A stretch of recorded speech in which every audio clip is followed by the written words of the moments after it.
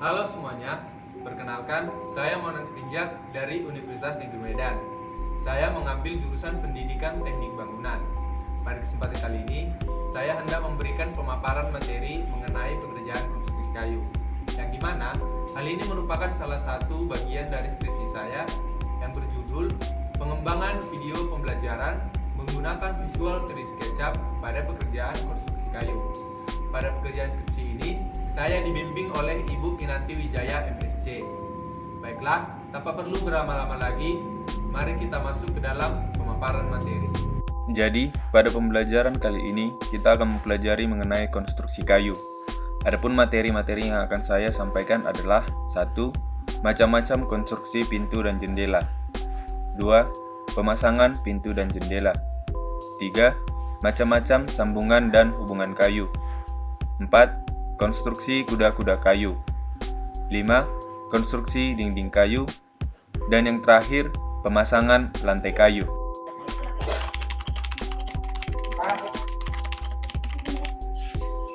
Jadi, pada dasarnya konstruksi pintu dan jendela dibagi menjadi dua bagian, yaitu kusen dan daun pintu. Konstruksi pintu dan jendela merupakan konstruksi pelengkap dari konstruksi dinding bangunan, yang fungsinya sebagai penghubung antar ruangan yang dipisahkan oleh sebuah dinding. Untuk pengertian kusen sendiri, kusen adalah salah satu bagian dari konstruksi bangunan yang berfungsi untuk membentuk hubungan antar ruang. Sementara daun pintu dan daun jendela berfungsi sebagai penutup atau sebagai pemisah ruang. Selanjutnya yang perlu kamu ketahui dari bagian kusen adalah bagian-bagiannya, yang mana hal ini dapat kamu lihat sebagai berikut. Yang pertama adalah tiang. Tiang adalah bagian yang digunakan sebagai pembatas antara dinding dengan daun pintu ataupun jendela. Kemudian untuk bagian selanjutnya adalah ambang atas atau dorpel, yaitu bagian yang berfungsi untuk menahan beban di atas kusen.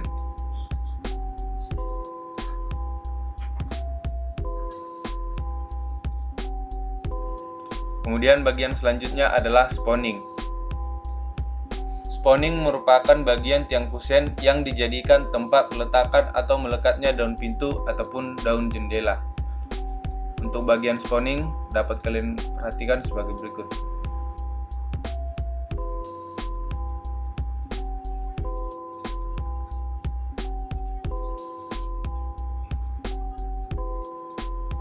Kemudian bagian selanjutnya adalah telinga kusen, yaitu bagian ambang yang ditanam ke dalam dinding. Bagian rangka kusen ini memiliki fungsi untuk menahan gerakan kusen ke depan atau ke belakang.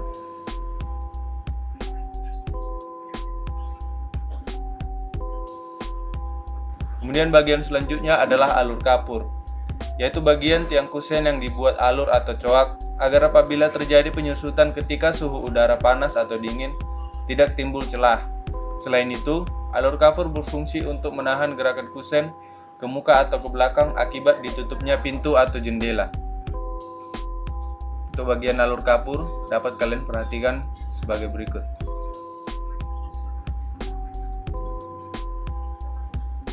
Kemudian untuk bagian selanjutnya adalah angkur. Angkur dipasang pada tiang kusen. Angkur ini berfungsi untuk memperkuat atau melekatkan kusen pada dinding, serta untuk menahan gerakan daun pintu atau daun jendela. Berikut adalah angkur.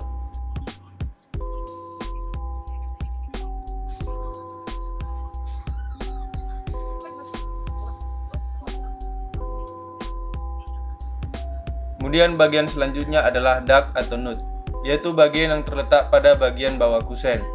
Fungsinya adalah untuk menahan gerakan tiang ke segala arah, juga melindungi tiang kayu dari rembesan air. Untuk ukurannya sendiri berkisar sebesar 10 cm.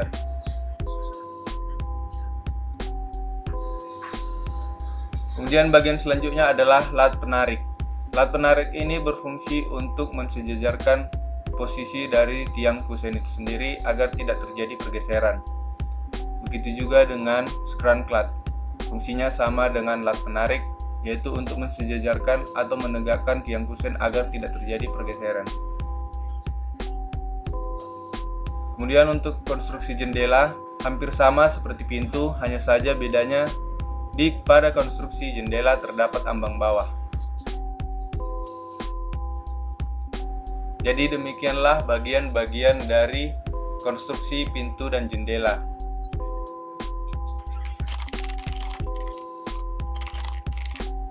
Kemudian untuk materi yang kedua adalah pemasangan pintu dan jendela. Pekerjaan pemasangan pintu dan jendela biasanya dilakukan beriringan dengan pekerjaan dinding. Dalam pekerjaan pemasangan pintu dan jendela, langkah pertama yang harus kita lakukan adalah menempatkan kusen sesuai dengan denah. Kusen kita tempatkan berdiri tegak di atas loft. Setelah kusen berdiri dan ditempatkan sesuai dengan denah, langkah selanjutnya adalah pemasangan siku. Pemasangan siku pada kusen dilakukan untuk mempermudah kita dalam mengatur ketegakan dari kusen tersebut.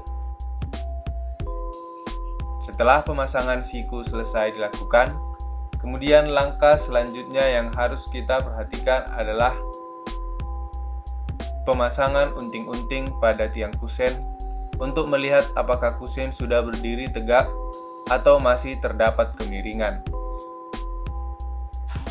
Tingkat ketegakan kusen yang harus kita buat adalah 90 derajat.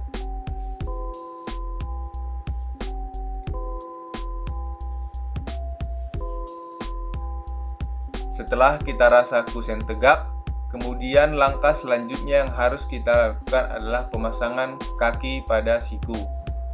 Pemasangan kaki pada siku ini kita lakukan agar posisi menjadi lebih stabil serta kusen tidak mudah bergeser saat dilakukan pekerjaan.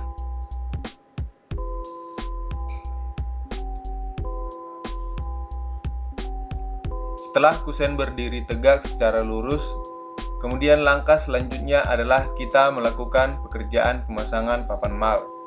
Pekerjaan pemasangan papan mal ini kita gunakan untuk melakukan bagian pekerjaan pengecoran.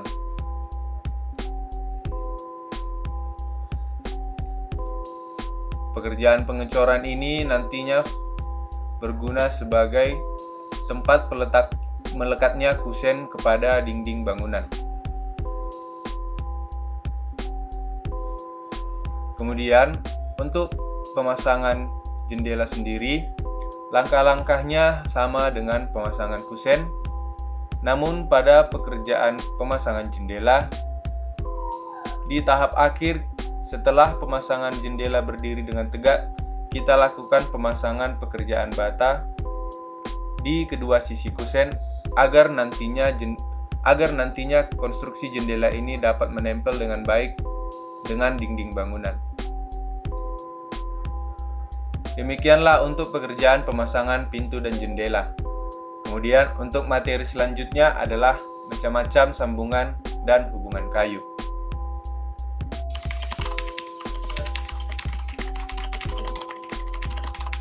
Kemudian untuk materi ketiga adalah macam-macam sambungan dan hubungan kayu. Pengertian dari sambungan kayu adalah dua batang kayu atau lebih yang disambung sehingga menjadi satu buah kayu panjang, baik mendatar ataupun tegak. Sementara untuk hubungan kayu adalah dua batang kayu atau lebih yang dihubungkan menjadi satu konstruksi dalam satu bidang. Masing-masing kayu juga memiliki ukuran dan namanya masing-masing. Misal untuk kayu balok, ukurannya bervariasi mulai dari 6x6 cm, 7x7 cm, 8x8 cm, 8x12 cm, 10x10 cm, dan 12x12 cm.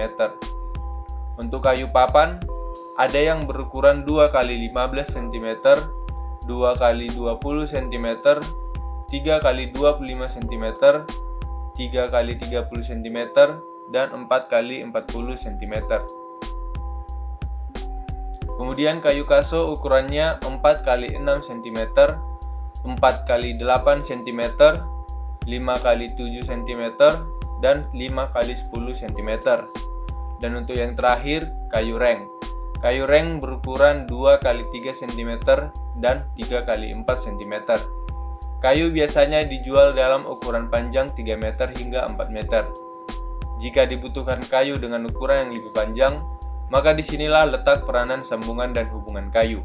Untuk sambungan dan hubungan kayu, berikut adalah contoh-contohnya.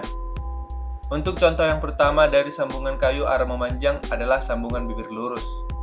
Untuk bagian-bagian dari sambungan bibir lurus itu sendiri dapat kita lihat di layar, yang dimana untuk bagian ini adalah dinamakan dada tegak. Kemudian untuk bagian selanjutnya adalah bibir lurus, kemudian ada bagian pemikul, dan ada bagian penutup. Untuk menentukan ukuran-ukuran dari dada tegak, bibir lurus, dan pemikulnya, kita menggunakan rumus yang dimana acuannya adalah tebal kayu. Untuk contoh di sini kita menggunakan tebal kayu sebesar 7 cm. Maka dari itu, untuk menentukan panjang dari pemikulnya, kita menggunakan rumus 2 kali tebal kayu. Dan untuk bagian dada tegaknya, kita menggunakan rumus setengah dari tebal kayu. Maka dari itu, untuk bagian dari dada tegaknya, kita menggunakan ukuran 3,5 cm, yang dimana 3,5 cm adalah setengah dari tebal kayu, yaitu tebal kayunya 7 cm. Dan untuk bagian bibir lurusnya kita menggunakan 14 cm, yang dimana hasil dari 2 kali tebal kayu. Untuk bentuknya sendiri dapat kalian lihat seperti berikut.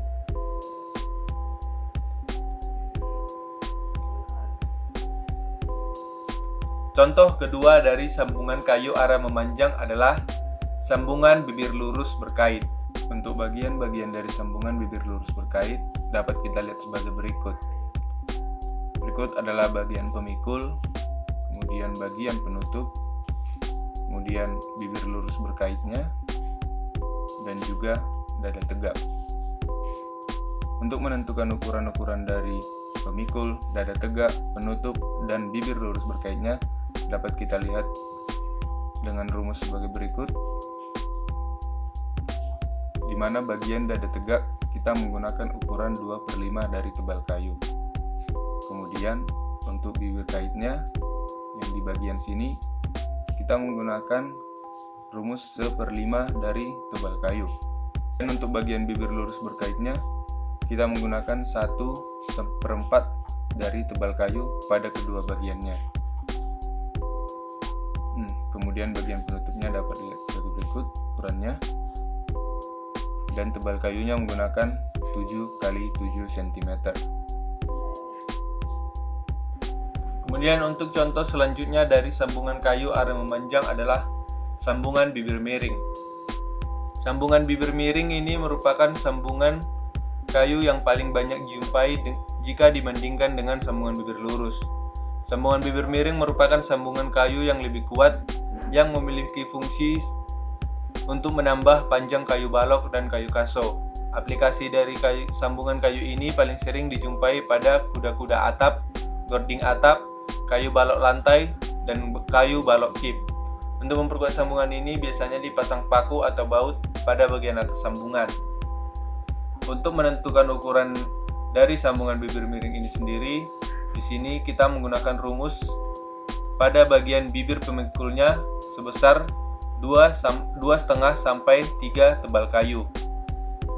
Yang dimana di sini kita menggunakan kayu berukuran 5 x 10 cm. Maka dari itu kita menggunakan ukuran 30 cm pada bibir pemikulnya, dan untuk pada bagian penutupnya kita menggunakan ukuran 1/8 sampai 1/6 tebal kayu, yang dimana di sini kita menggunakan ukuran 1,66 cm. Begitu juga pada sambungan bibir miring berkait. Pada bibir kaitnya kita menggunakan rumus setengah dari tebal kayu. Pada bibir pemikulnya kita menggunakan rumus 2,5 dari tebal kayu. Dan pada bagian penutupnya kita menggunakan rumus 1/6 dari tebal kayu. Dan kemudian Contoh selanjutnya dari sambungan kayu arah memanjang adalah sambungan takikan lurus. Sambungan takikan lurus ini adalah sambungan kayu yang digunakan untuk menambah panjang kayu pada posisi tegak atau vertikal. Sambungan takikan lurus paling banyak digunakan untuk menambah panjang tiang pondasi rumah. Pada sambungan takikan lurus, kita menggunakan rumus 2 kali tebal kayu, yang dimana tebal kayu yang kita gunakan di sini adalah 7 kali 7 cm. Maka dari itu, ukuran untuk sambungan takikan lurusnya ini kita menggunakan ukuran 14 cm dan 3,5 cm. Untuk bentuknya sendiri dapat kalian lihat seperti gambar berikut. Kemudian untuk contoh selanjutnya dari sambungan kayu arah memanjang adalah sambungan mulut ikan. Sambungan mulut ikan menggunakan rumus 2 kali tebal kayu dan 1/5 dari tebal kayu untuk bagian mulut ikannya. Sini kita menggunakan kayu berukuran 7 kali 7 cm. Maka dari itu, pada bagian mulut ikannya kita gunakan 1,40 cm, yang dimana hal ini merupakan 1/5 dari tebal kayu. Jadi demikianlah untuk contoh-contoh dari sambungan kayu arah memanjang. Kemudian untuk contoh sambungan dari kayu arah melebar, yang pertama adalah sambungan lidah dan alur. Sambungan ini digunakan pada papan yang berukuran tebal 3 cm. Pada sisi samping diketam dengan alur lebar 1/3 tebal papan.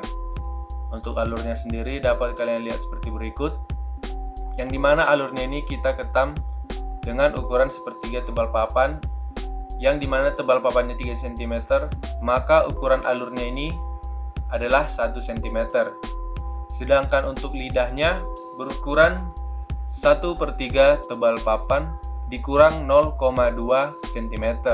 Hal ini dimaksudkan untuk menyisakan ruang muai pada sambungan lidah dan alur ini. Jadi, pada saat pemasangan dilakukan, terdapat ruang seperti berikut. Nah, ini adalah yang dimaksud dengan ruang muai. Hal ini dimaksudkan agar papan dapat mengembang dan menyusut dengan bebas sehingga tidak merusak konstruksi dari sambungan itu sendiri. Karena sifat dari papan itu sendiri adalah menyusut dan juga memuai. Kemudian untuk contoh kedua dari sambungan kayu arah melebar adalah sambungan lidah lepas dan alur. Bentuknya hampir sama dengan sambungan lidah dan alur, hanya saja di sini lidahnya dijepit pada kedua sisi alur. Untuk ukurannya sendiri mengikuti atau sama dengan sambungan lidah dan alur, yang dimana lidah lepas tersebut berukuran 1/3 dari tebal kayu dan dikurang 0,2 cm, sehingga terjadi atau tersisa ruang penyusutan di kedua sisi dari alur tersebut. Untuk bentuknya dapat kalian lihat seperti berikut.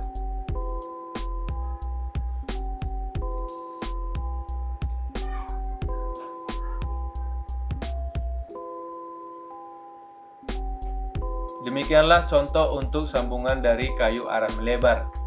Kemudian untuk poin selanjutnya dari macam-macam sambungan dan hubungan kayu adalah hubungan kayu arah menyudut. Pada hubungan kayu arah menyudut terdapat contoh yang untuk pertama, yaitu sambungan takikan lurus. Untuk sambungan takikan lurus sendiri dapat kalian lihat sebagai berikut. Untuk bagian takikannya kita menggunakan 1/2 dari tebal kayu.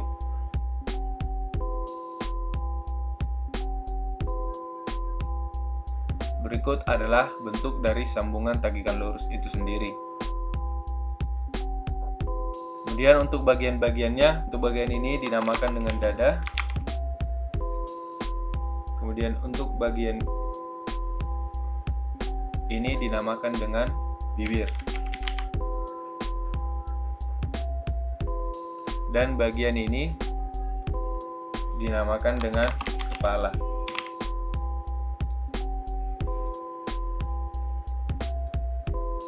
Kemudian untuk contoh kedua dari hubungan kayu arah menyudut adalah sambungan purus lubang terbuka. Untuk lubang terbukanya dapat kalian lihat sebagai berikut. Nah, ini adalah bagian dari lubang terbukanya. Kemudian untuk bagian dari pen tembusnya adalah sebagai berikut.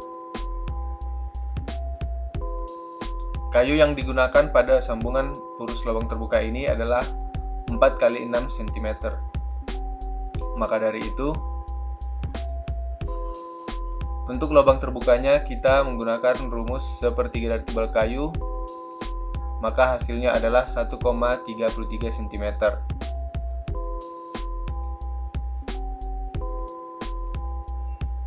Kemudian untuk pen tembusnya sendiri, kita menggunakan ukuran 1 kali tebal kayu, yaitu 6 cm.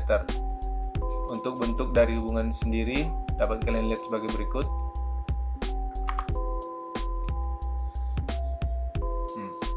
Berikut adalah bentuk jadi dari sambungan purus lubang terbuka.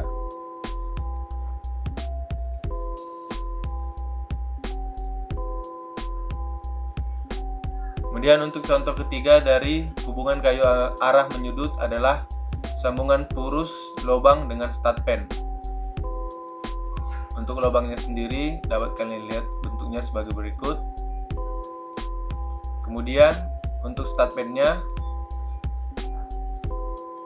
adalah bentuk yang kecil ini, dan pennya adalah bentuk yang panjang. Nah, untuk ukuran stud pennya sendiri kita menggunakan sepertiga dari tebal kayu, dan untuk ketebalan dari stud pennya ini kita menggunakan ukuran 1/8 tebal kayu.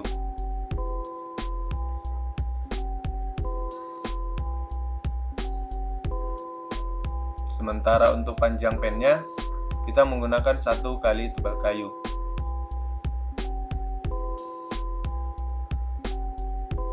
Jadi pada saat dipasang, bentuk dari sambungan purus lubang dengan stud pen ini kurang lebih sebagai berikut. Nah, berikut adalah bentuk dari sambungan purus dengan lubang dan stud pen.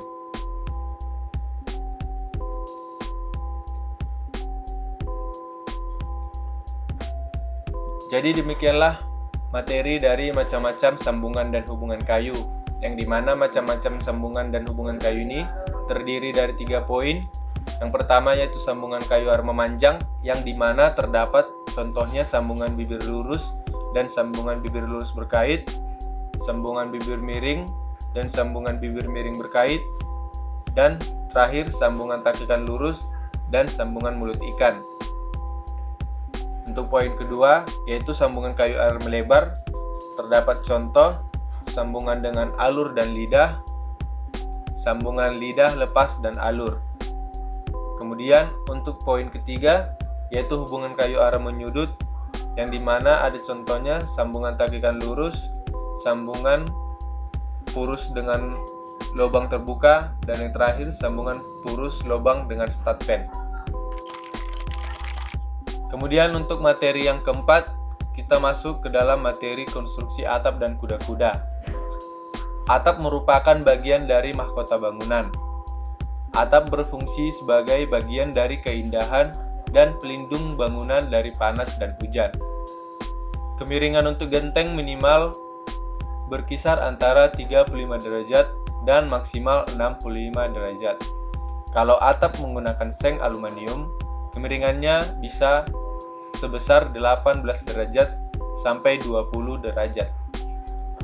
Kuda-kuda merupakan bagian yang memberi bentuk pada atap bangunan.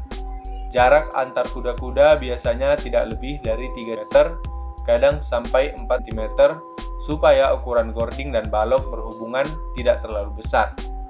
Untuk mengetahui lebih lanjut mengenai kuda-kuda kayu, kita perlu mengetahui bagian dari kuda-kuda kayu tersebut.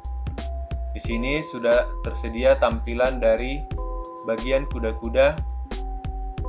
Dan untuk yang pertama yang harus kalian ketahui adalah balok tarik. Nah, balok tarik ini adalah balok yang berfungsi untuk menahan gaya horizontal yang disebabkan oleh gaya yang bekerja pada kaki kuda-kuda.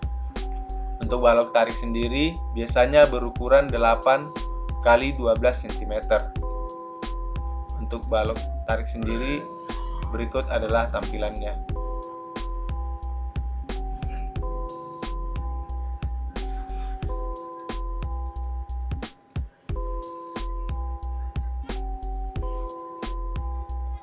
Untuk bagian kedua dari kuda-kuda kayu yaitu adalah balok kunci.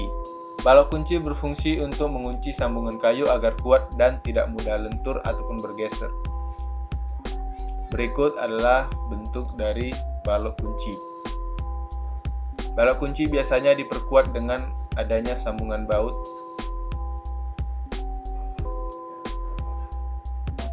Untuk bagian ketiga dari kuda-kuda kayu ada yang namanya balok sokong.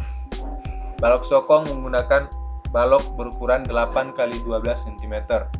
Balok sokong ini berfungsi untuk menyokong kaki kuda-kuda agar tidak melengkung. Untuk bagian dari balok sokong tersebut dapat kalian lihat sebagai berikut. Ini adalah contoh dari balok sokong.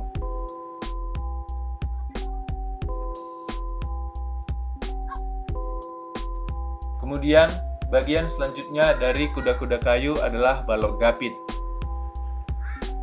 Balok gapit juga menggunakan balok berukuran 8 kali 12 cm yang dimana balok gapit berfungsi untuk menggapit rangka kuda-kuda agar tidak melentur ke bagian samping. Untuk balok gapit sendiri dapat kalian lihat bentuknya sebagai berikut. Balok gapit ini diperkuat dengan adanya penguncian menggunakan baut. Nah, ini adalah balok gapit tersebut terdapat di kedua sisi agar mengunci atau menjepit rangka kuda-kuda.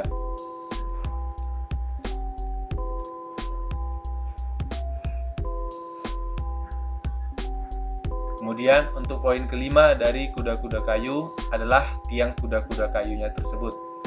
Tiangnya ini menggunakan balok berukuran 8 kali 12 cm yang berfungsi untuk menahan lenturan pada balok tarik. Untuk bagian dari tiang kuda-kuda tersebut dapat kalian lihat sebagai berikut. Ini adalah bagian dari tiang kuda-kuda.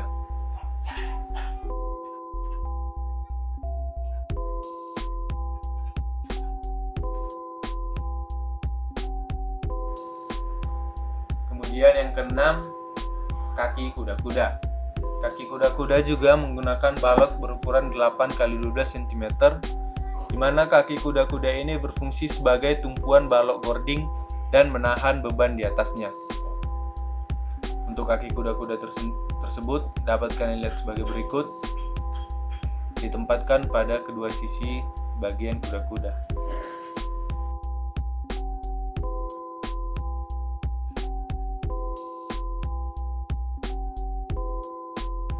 Kemudian yang selanjutnya adalah gording atau tupai-tupai. Gording atau tupai-tupai menggunakan balok berukuran 8 kali 12 cm yang dimana fungsinya adalah menopang kaso. Untuk gording sendiri dapat kalian lihat sebagai berikut.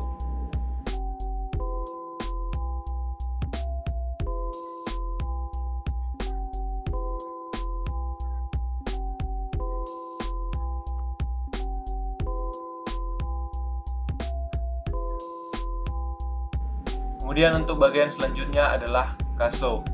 Kaso ini menggunakan balok berukuran 5 kali 7 cm, di mana kaso berfungsi untuk menahan beban reng dan beban di atasnya. Untuk bentuk kaso sendiri dapat kalian lihat sebagai berikut.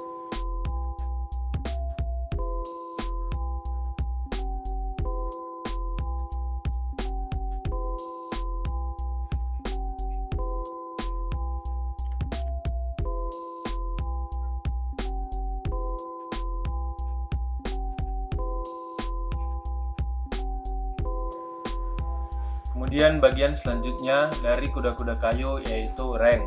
Reng di sini menggunakan balok berukuran 3 kali 4 cm yang fungsinya sebagai tempat pemasangan atap. Untuk bagian-bagian reng dapat kalian lihat sebagai berikut.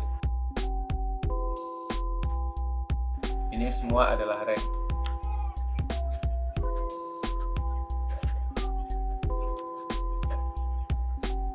Kemudian bagian selanjutnya adalah balok nok. Balok nok ini menggunakan balok berukuran 8 x 12 cm yang dimana fungsinya adalah sebagai penopang untuk papan reuter. Papan reuter adalah papan yang berfungsi untuk menahan beban genteng kafrus dan adukan perekatnya. Papan reuter ini menggunakan papan berukuran 2 x 20 cm. Kemudian bagian terakhir dari bentuk kuda-kuda kayu adalah lisplang. Lisplang ini adalah komponen pendukung yang berfungsi sebagai penutup rongga antar genteng dan plafon. Biasanya lisplang menggunakan kayu berukuran 2 x 20 cm.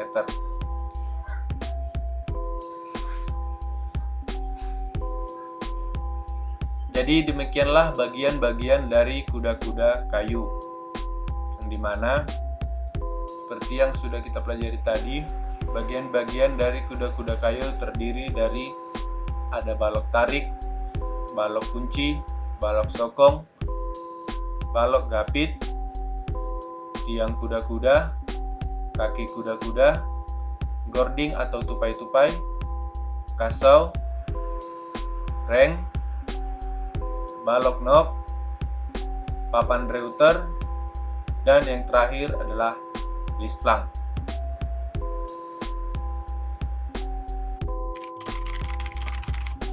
Kemudian untuk materi selanjutnya adalah konstruksi dinding kayu. Konstruksi dinding kayu terdiri dari balok dan dinding kayu itu sendiri. Yang dimana di sini terdapat dua contoh. Yang satu adalah dinding kayu tanpa rongga, kemudian dinding kayu dengan ada rongga. Untuk dinding kayu sendiri sangat simpel, di mana papan dipaku ke dalam konstruksi, di mana papan dipaku ke balok tersebut.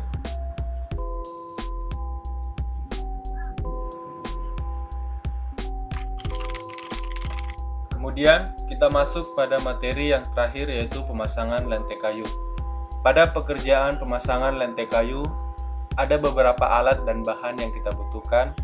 Untuk alat sendiri yang pertama yaitu palu karet, meteran, obeng, penggaris siku, pensil, dan alat pemotong. Sementara untuk bahannya sendiri ada lem kuning, lem silen, lem G, styrofoam, dan lantai laminate floor-nya itu sendiri. Kemudian untuk langkah pengerjaan dari pekerjaan lantai kayu ini adalah yang pertama, kita menggunakan styrofoam sebagai alas untuk meredam bunyi antara lantai dasar dan laminate floor nantinya. Setelah itu, kita pasang laminate floor dengan jarak 1 cm dari dinding. Fungsinya adalah sebagai ruang gerak, mengingat lantai kayu ini dapat memuai, sehingga nantinya tidak menimbulkan gelombang pada pemasangan lantai kayu ini. Untuk bentuk dari lantai laminatnya sendiri dapat terlihat sebagai berikut.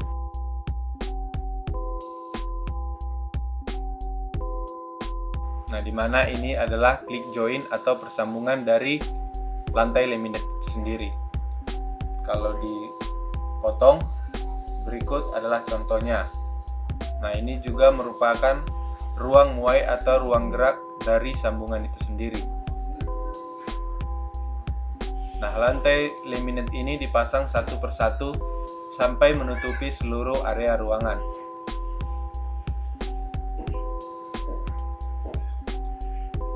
Begini adalah bentuk dari lantai laminate floor itu sendiri. Nah, setelah pemasangan lantai ini selesai dilakukan, maka selanjutnya adalah pemasangan list itu sendiri. Pemasangan list ini berfungsi sebagai penutup celah antara laminate dengan dinding dan sehingga menghasilkan bentuk yang rapi. Nah, tadinya ruang muai itu ditutupi dengan pekerjaan list ini sendiri. Setelah pemasangan list selesai dilakukan, list tersebut dilem agar dapat melekat dengan baik kepada dinding. Jadi demikianlah untuk pekerjaan dari pemasangan lantai kayu itu sendiri. Setelah pekerjaan pemasangan itu selesai dilakukan, pastikan pintu dapat dibuka tutup dengan baik.